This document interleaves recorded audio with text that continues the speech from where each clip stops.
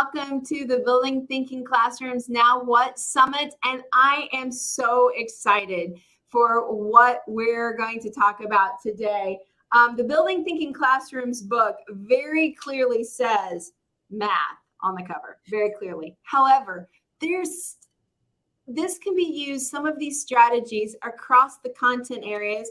And Samantha is going to share that it's also used in the counseling office. So this is not just something for math teachers. There's something we can all apply from Peter Lillejaw's work. So I would like to introduce you to Samantha Vidal, our Counseling Connect specialist. So Samantha, take it away. Thank you so much. Yep, I'm Sam Vidal. I am a school counselor, and now I'm a school counseling professional learning specialist with Keep Indiana Learning. And today I'm going to talk about how you can address student behavior in the thinking classroom, specifically dealing with those frequent random groupings. So I know there is some hesitation with some educators, some teachers with the frequent random groupings just due to student behavior, some conflict, and even students that have social anxiety. There are some strategies that we use in counseling sessions that can be applied in the classroom to manage some of these behaviors as you work through some of those growing pains as you implement the thinking classroom strategies. So today in our session, we will identify the positive impact that frequent random groupings has on the classroom culture as a whole. We will talk about some CBT and SFBC strategies to use when you do have concerns about student behavior with those frequent random groupings. And you can tell I just love acronyms. I'll explain all of those to you in a bit. And we're going to correlate those frequent random groupings with employability skills and interpersonal skills that students need for post-secondary success. Okay, so we all want our students to use those collaboration skills, to disagree productively, to use self-regulation skills to manage those big emotions, and we want them to communicate respectfully in the classroom. So how do we do that? That's what we're going to talk about today. First, let's start with what we know. So when we think about the book, Building Thinking Classrooms, and we think about what we've learned so far, we know that how we group students really impacts how they engage. And sometimes when we have the best intentions and we assign roles in the classroom, it can actually be a self-fulfilling prophecy. So when we assign students roles like the note taker or the timekeeper, they will live up to those roles and really not explore outside of those roles. And students are smart, so they know why they are placed in certain groups with certain students. They can pick up on those things that maybe sometimes we don't realize that they do. We also know that teacher goals don't always match student goals when it comes to grouping. So there's often a mismatch, and that can lead to students who are unhappy and disengaged. So we also know that visible random grouping that occurs every hour is really what is going to be successful in the thinking classroom. And that visible is highlighted there because if it's not visible, the students don't believe that it's random. So I can picture right now one of my specific students rolling his eyes saying, I know it wasn't really random. The teacher just said that it was random. So it has to be visible. And for a group to be productive and generative, there has to be redundancy and diversity. So diversity in different perspectives and ideas and viewpoints, but also redundancy with some things that they have in common and some background knowledge. We also know, if you've read the book, that it took 3 weeks of growing pains before students would work with anyone they were placed with. So 3 weeks where they were hesitant to be in those frequent random groupings, working with specific peers that maybe they had an issue with. But eventually, after 3 weeks, they realized, okay, this changes frequently. It's every class period or every hour. So I can deal with it. And they learned how to navigate this new setup of how we do school. This was huge. So this really blew me away when I read this. When students worked with new random partners every hour, they began to cross social boundaries and form an awareness about each other in ways that were not happening before. So, wow. It gives a sense of belonging, it mobilizes empathy, and it really even eliminates some of that social stress for our shyer students. So sometimes, there's resistance in a new way of doing things, but it really makes things better and easier in the long run. I love this quote from the book. Jasmine said, "I love this class. I mean, math isn't my favorite subject, but I love coming here."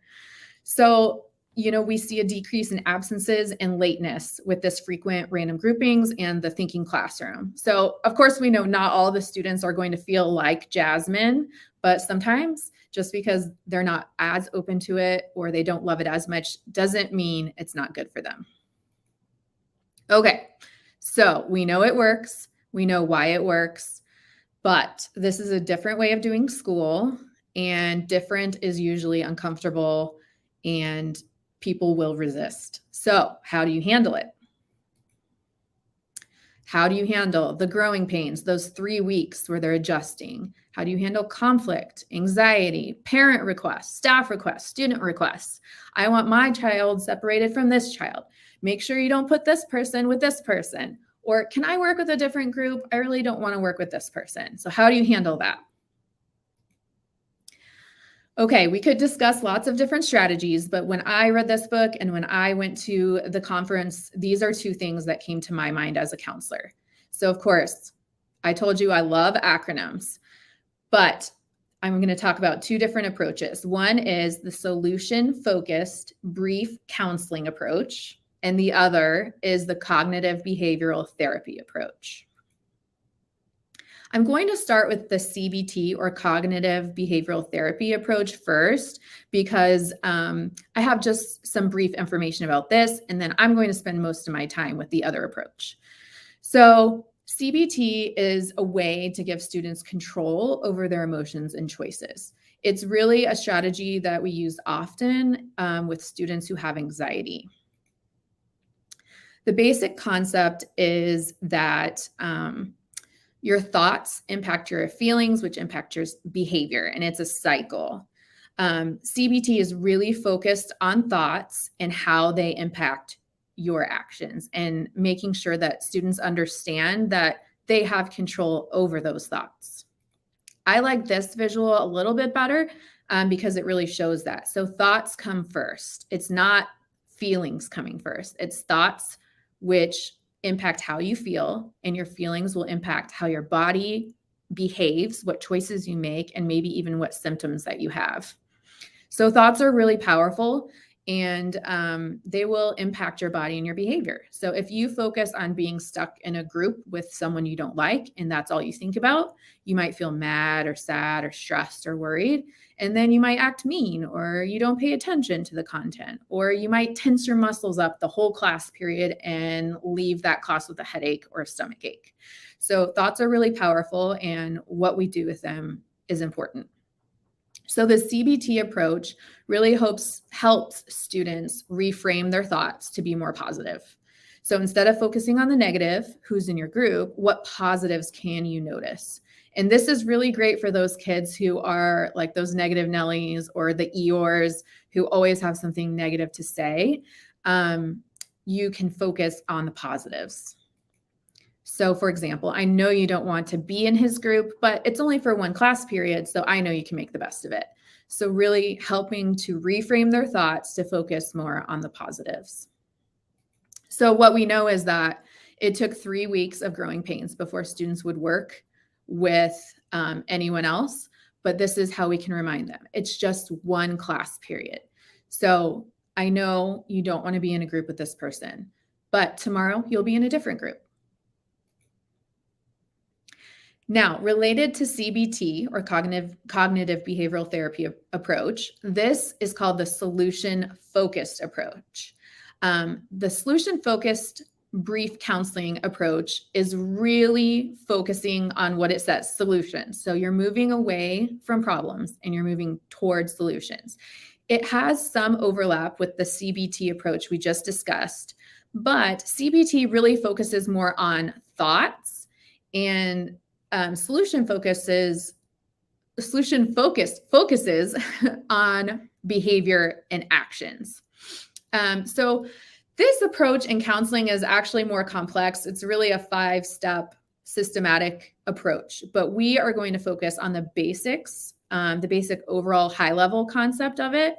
And the biggest takeaway is that you're really focusing on solutions and moving away from problems. And 2 big names in the solution-focused world where I got most of my resources and where I learned most of this is from Gerald B. Scolari and Dr. Russ Sabella. So I have them referenced at the end if you'd like to read more about this. Okay, so solution-focused approach.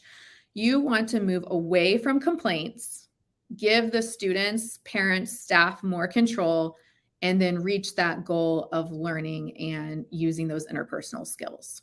So students really become empowered when they remember or are reminded of their abilities that they have to manage this on their own.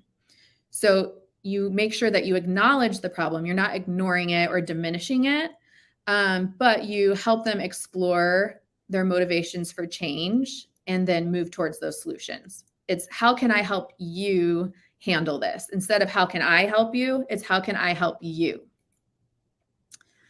So you have to help students identify what they've done in the past to overcome their difficulties. And sometimes you have to remind them of that.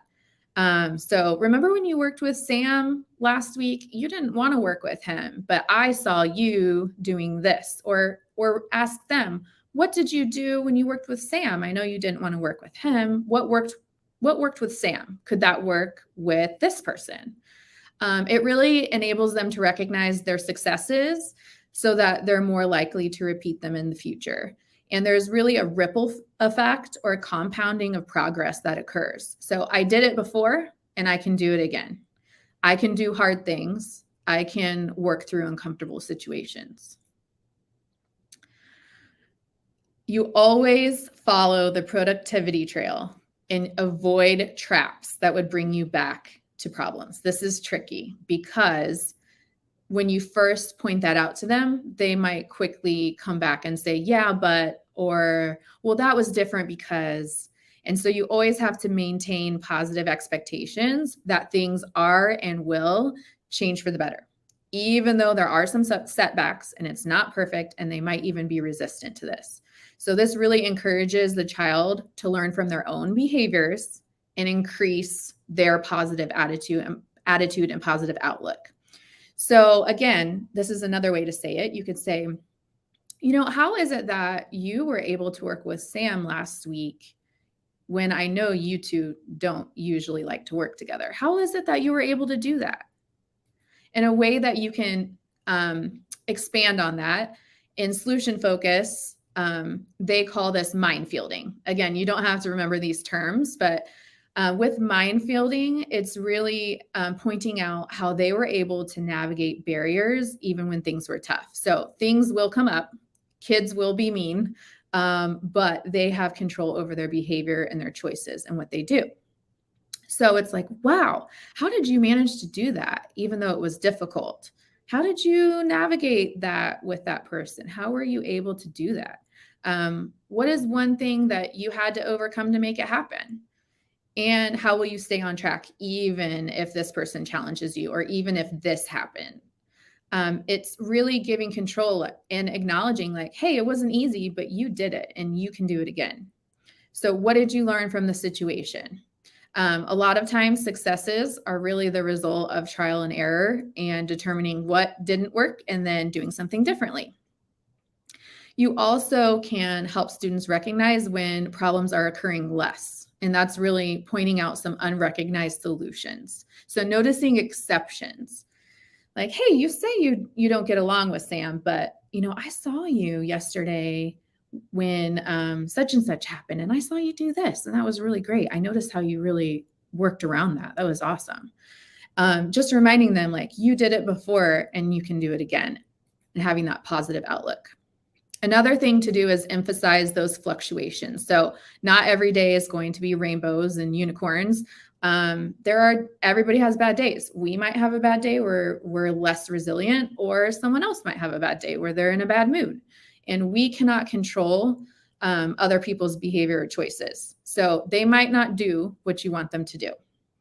So again, what if the other person doesn't change? What if Sam is still mean? How are you going to succeed anyway? How are you going to navigate that barrier? What are you going to do? Because that's what we have to help students understand is we can't control other people. We can just control ourselves. So what if they don't change? We want the person to work with you nicely, but if they don't, how will you succeed anyway? Again, going along with emphasizing fluctuation. So no one has a 100% approval rating. You're not going to get along with everybody. So how are you going to get along in class anyway? This person may not be your favorite person outside of class, but how are you going to accomplish those goals? How are you going to learn anyway? Another way to phrase this is to hypothetically identify what would their life be like without the problem. So what will you be doing differently when this is no longer a problem? How is that happening a little bit now? So what will you be doing differently, or what could I see you doing differently when you and Sam are getting along pretty well? Is any of that happening a little bit now? So they might say, well, we would be working on the problem. We wouldn't be arguing. Or maybe we'd even be laughing, or we'd be sharing ideas and we would be talking respectfully. And then you can say, well, is that happening a little bit, even just a tiny bit right now? And point that out to them so that they can notice that. And then say, you know what? Do that anyway. You don't have to wait for a new group to start doing that. You can communicate respectfully, share your ideas, and work towards those goals now. Okay, this is called cheerleading. Again, another strategy in this approach. So reinforcing any effort to solve a problem, even if it didn't go exactly the best. So maybe there was still conflict, but it was a little bit better today. So if it works, build on it. And if it works, don't fix it, do more of it and encourage, even if they tried something and things still didn't go well, cheerlead and applaud their effort. Okay, parent or staff concerns. This is a big one. I know in my last position, this can be huge because there are situations where there's conflict or things that have happened. So you really, need to still acknowledge their concerns, their frustrations, and the effort that they've put into this issue already. So be a supportive listener and validate what they're saying. But then also help to move towards solutions and be more positive. So ask for some positive qualities about the student that will help him or her be successful. So yes, there's this conflict, but what I know about Rachel is, she really wants to do well and she works hard and she's a great team member. So these are things that even though she has conflict with the student, they could help her to be successful. You also could remind the parents that these are skills we want our students to have long-term. And now is a safe time to challenge them and take some of these risks with relationships in the classroom. So this is just a screenshot of the Employability Skills framework from the U.S. Department of Education, sorry. So a lot of these skills are actually very relevant and covered by a building thinking classroom.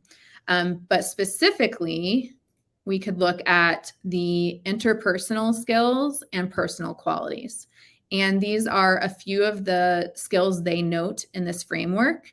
So we want them to have the ability to collaborate as a member of a team, communicate effectively, and contribute to the goals of the workplace. So these are all skills that they're practicing and learning as a student, working with their classmates toward a goal. So remind parents, this is something we're working towards. And this really increases their independence, their autonomy, and gives them those 21st century skills that they need to collaborate. Okay, staff concerns. So when a teacher or a counselor wants to separate a student or do some intentional grouping, again, try to point out positives that you've seen in your class, even tiny successes that you've seen. So maybe things aren't going super well, but you can point out some positives. Always look for the successes in the productivity trail. And then talk to them about that 3-week process of growing pains, how that's something that we've seen with other students in other schools, and see if they're willing to stick it out for 3 weeks. See how it goes. We're going to try this out. It's a big class. They're not going to be together every single day. It's going to be random. And we'll see what happens when they're put together, and we'll try and navigate that together. Now, sometimes parents might request that students be separated. This is tough. If it's truly a bullying or, it was a traumatic circumstance, you may need to honor their request and explain the process to them so that they understand how it's going to work in your classroom. Sometimes the stigma of doing something different from their peers is enough that the student's like, no, I don't want to look different. I'll figure it out. I'll work with this person, especially for our middle schoolers. So they would rather not stand out and be with that person than to be sure they won't have to work with that person. So sometimes you can get around it that way, and they're able to work through that uncomfortable situation.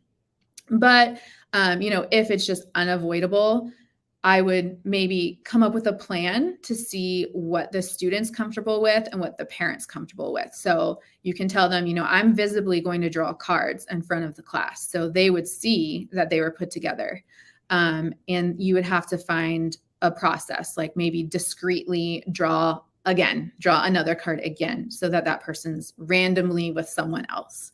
And then you'll have to navigate if you do that and someone catches on and says, well, why did this person not have to go in the group? Why do I have to stay in the group? So then you'll have to navigate that and say, you know what, we all have different plans, and I know that you can do this. I saw you work with this person 2 weeks ago. You did great. I know you're going to have a great class period, and it's just one class period. It's okay. Another thing is to offer coping skills and strategies if it becomes too much. So let's try it. Let's try working with these other people that you're uncomfortable with. But if you need a break, you can take a walk. You can ask for help. You can use some of that positive self-talk that we've practiced. Maybe there's a nonverbal cue to the teacher that, hey, I need to go take a lap. I need to go run an errand for you. Send them on an errand. Or worst case scenario, obviously, they could maybe visit the counseling office for an extended break. Or even eventually change groups if absolutely necessary. Okay, I hope these have been successful strategies for you. As I mentioned, 2 really big resources in these approaches are listed here on the slide. Dr. Sabella specifically has a website called schoolcounselor.com, not .org.com, and he has many handouts to help implement some of these solution-focused strategies. So again, a lot of successes come from trial and error. So if you're new to this process, I hope that this is helpful for you as you're navigating some of this student behavior in the classroom. And if you have any follow-up questions, feel free to contact me at my email address, or you can find me on social media.